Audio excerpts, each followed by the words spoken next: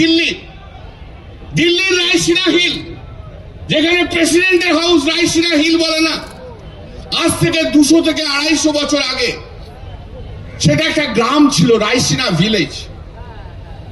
বিরাট বড় রায়সিনা ভিলেজ ছিল।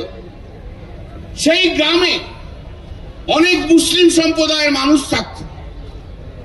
তাদের নামাজ পড়ার জন্য পার্লামেন্টের সামনে যে মসজিদটা আপনারা দেখতে পান, সেই মসজিদটা ওয়াকফ করা হয়েছে।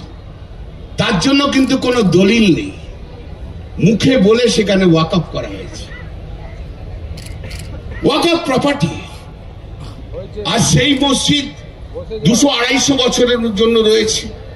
সেই মসজিদে কে আসেনি নামাজ পড়তে? স্বাধীনতার আগে ভুট্টা থেকে আরম্ভ করে, ফখরুদ্দিন আলী আহমেদ থেকে আরম্ভ করে, আবুল কালাম থেকে আরম্ভ করে, ভারতবর্ষের বিশিষ্ট মুসলিম থেকে আরম্ভ করে, বিদেশ থেকে যারা এসছে তাদের থেকে আরম্ভ করে, আর সেই মসজিদে নামাজ পড়তো।